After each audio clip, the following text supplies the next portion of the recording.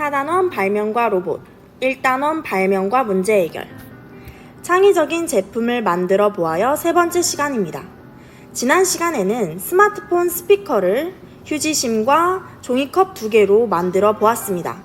창의적인 제품을 만드는 방법을 다시 한번 살펴봅시다. 첫 번째, 문제 확인하기.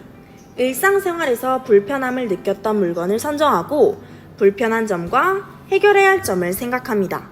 두 번째, 준비하기. 관련된 자료를 찾아보고 문제 해결을 위한 아이디어를 구상합니다. 다양한 아이디어 중 최적의 것을 선정하여 구체화해봅니다. 3단계, 평가하기.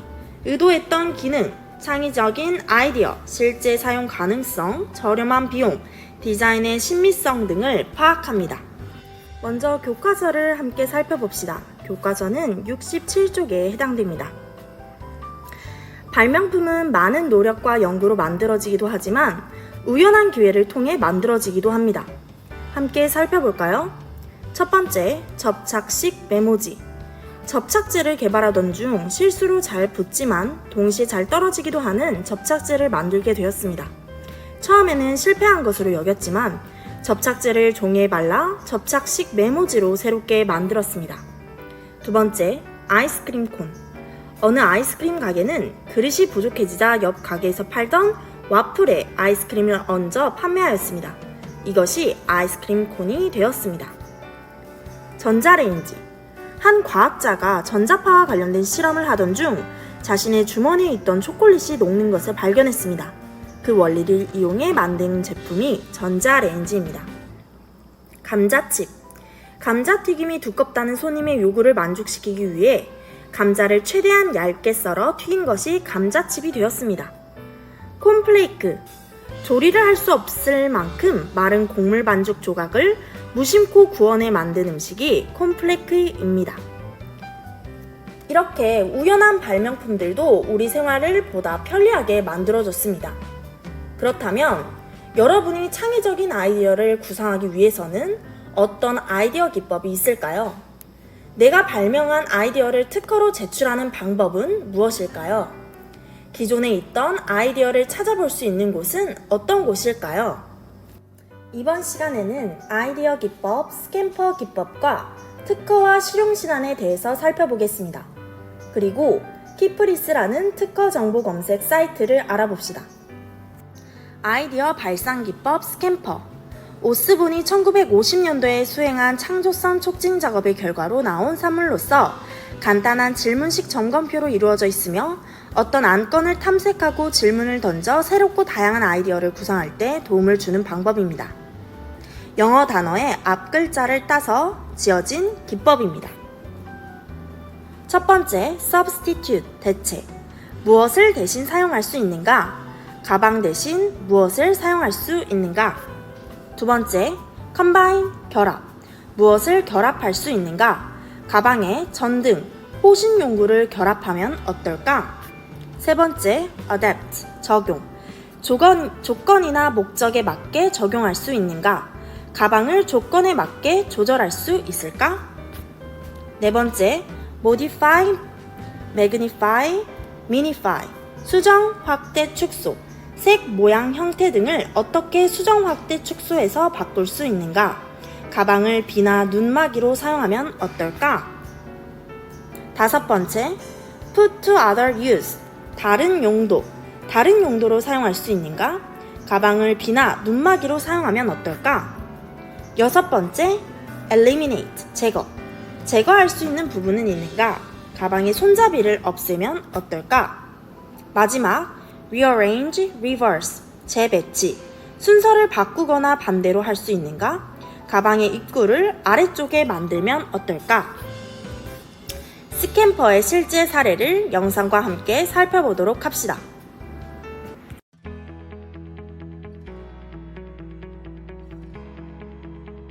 스캠퍼 기법은 창의적 사고를 유도해서 새로운 제품이나 서비스, 프로세스의 혁신을 돕는 일종의 발상 도구로 아이디어 발상을 돕는 방법이라고 생각하면 됩니다. 아이디어는 생각을 한다고 무작정 떠오르진 않습니다. 이럴 때 7가지 원칙에 맞춰 발상하는 기법인 스캠퍼로 질문하고 발상한다면 다양한 생각을 할 수 있습니다. 가장 간단한 방식은 브레인스토밍 중에 A와 B를 결합하면 A 기능을 다른 용도로 쓸 수 있나 등 스캠퍼 원칙에 따라 질문하는 것입니다. 이런 식으로 주제와 질문을 하나씩 조합하다 보면 아이디어를 끌어낼 수 있습니다. 이미 나온 아이디어를 확장할 때 효과적입니다. 그럼 스캠퍼의 7원칙이 무엇인지 예시와 사례를 통해 살펴볼까요? 첫 번째, 대체하기로 대체할 수 있는가와 같이 방식, 원료, 제작 과정 등 다른 것으로 대체하면 어떻게 될지 고민해 봅니다. 컵이나 젓가락을 종이나 나무로 바꿔본 경우가 바로 그 예입니다. 두 번째, 결합하기로 결합할 수 있는가, A와 B를 결합이 가능할까와 같이 가치 있는 새로운 조합이 나올 수 있는지 고민해 봅니다. 티셔츠와 모자의 각 기능을 하나로 합친 후드티가 좋은 예입니다. 세 번째, 조절하기로 조절할 수 있는가와 같이 다른 용도를 위해 기능, 원료 등을 조절하면 어떻게 될까를 고민합니다. 민들레시의 낙하 모습을 응용하여 만든 낙하산이 대표적인 예입니다. 네 번째, 변형, 확대, 축소하기로 수정, 확대할 수 있는가와 같이 특정 대상의 기능, 모양, 소리, 색상 등을 변경, 확대, 축소할 수 있는지 고민해 봅니다. 데스크탑을 간소화시켜 만든 노트북이 바로 그 예입니다. 다섯 번째, 용도 바꾸기로 다른 용도로 쓸 수 있는가와 같이 특정 대상을 현재의 용도가 아니라 새로운 용도로 바꿀 수 있는지 고민해 봅니다. 진흙의 용도를 이용 목적으로 용도를 변경시킨 것이 대표적인 예입니다. 여섯 번째, 제거하기로 제거할 수 있는가와 같이 대상에서 특정 기능, 색상, 모양 중 제거할 수 있는 게 있는지, 제거하면 어떻게 될지 고민해 봅니다. 선이 있던 제품들에서 선을 뺀 무선 가전제품이 그 예로 볼 수 있습니다. 일곱 번째, 재정리하기로 순서나 형식, 구성 등을 바꾸거나 재배열하게 되면 어떠할지 고민해 봅니다. 김밥은 김을 밖으로 싸야 한다는 상식 개념을 뒤집은 누드김밥이 그 예입니다. 그렇다면 스캠퍼 기법을 통해 우리 주변의 제품을 새로운 제품으로 어떻게 바꿀 수 있는지 생각해 볼까요? 특허와 실용신안의 개념에 대해서 살펴봅시다. 특허는 자연 발명을 이용한 기술적 사상인 발명 보호인 반면 실용신안은 자연 법칙을 이용한 기술적 사상의 창작 중 물품의 형상 구조, 이들의 결합에 의한 고안 보호입니다. 특허는 기술 이론 같은 무형적인 지식이나 아이디어를 보호하는 반면 실용신안은 유형 제품에 대해서만 보호합니다. 이들의 보호기간은 특허는 20년의 보호기간을 가지며 실용신안은 10년의 보호기간을 가집니다. 특허 정보 검색 서비스 키프리스에 대해서 살펴봅시다. 키프리스는 검색을 할 때는 특허, 실용신안, 디자인 상표 중 한 가지를 선택한 후 검색창을 통해 검색을 하면 관련 정보를 얻을 수 있습니다. 만약 발명 아이디어가 이전에 없었던 것이라면 그 아이디어를 구체화하여 특허를 출원할 수 있습니다. 전자출원, 변리사의 변리 과정 등을 거쳐서 특허 출원을 하면 됩니다. 특허청에서는 공익변리 3단 센터가 있어 초, 중, 고등학생의 출원을 도와주고 있습니다.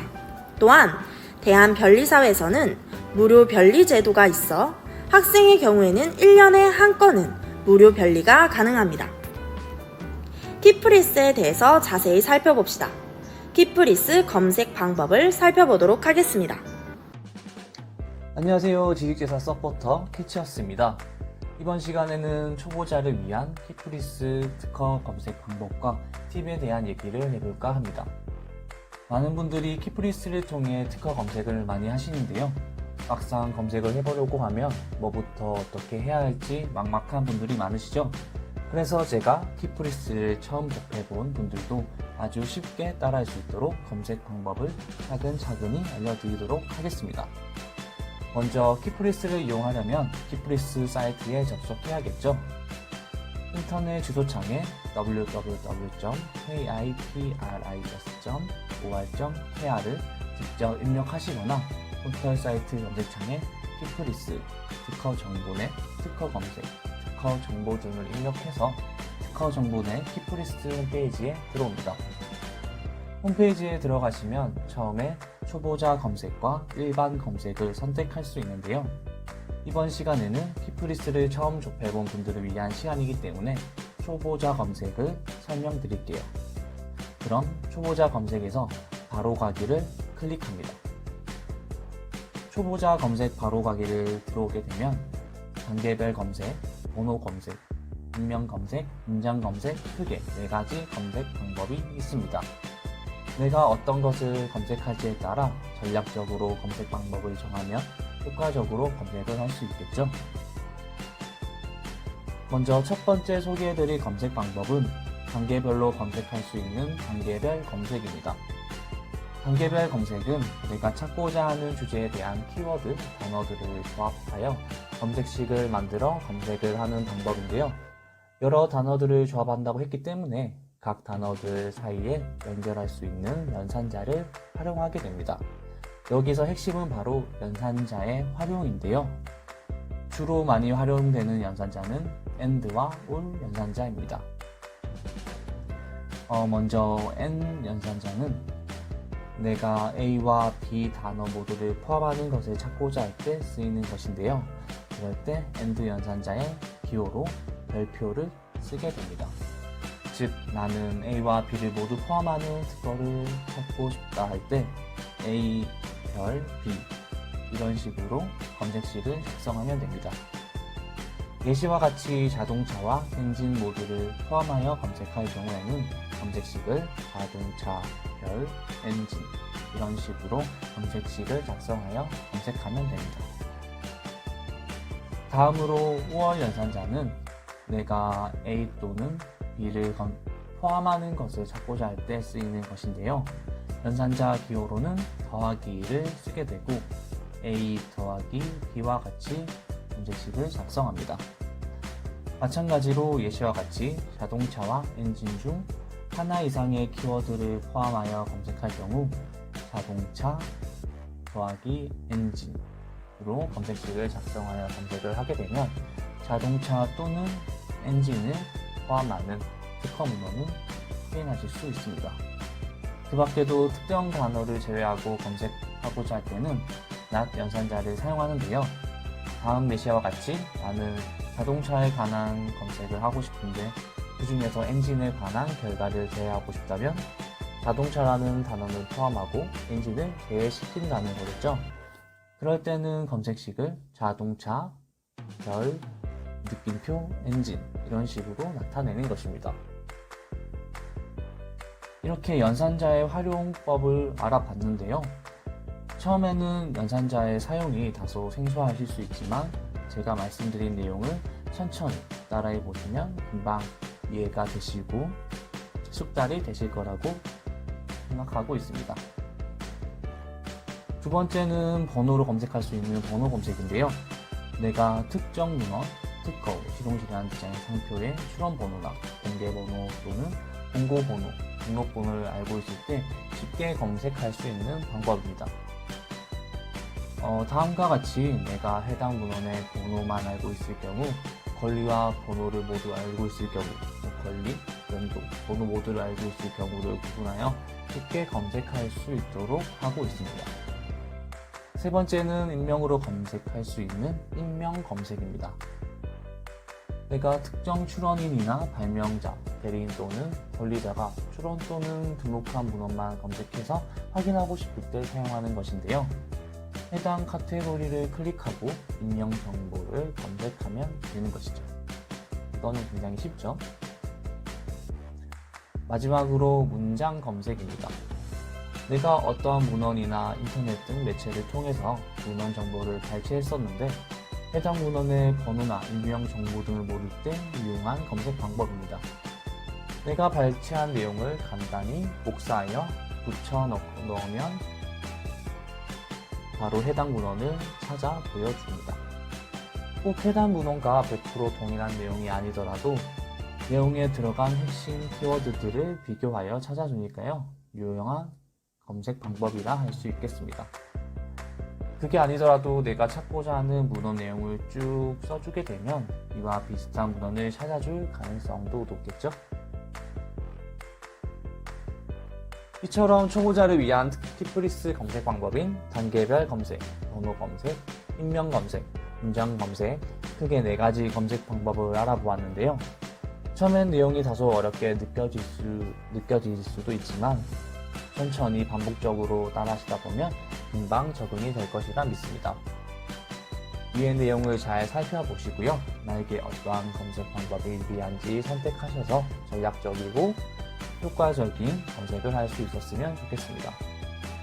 이 영상이 도움이 되셨거나 캐치어스를 응원해주실 분들은 구독과 좋아요 눌러주시면 감사하겠습니다. 지금까지 캐치어스였습니다.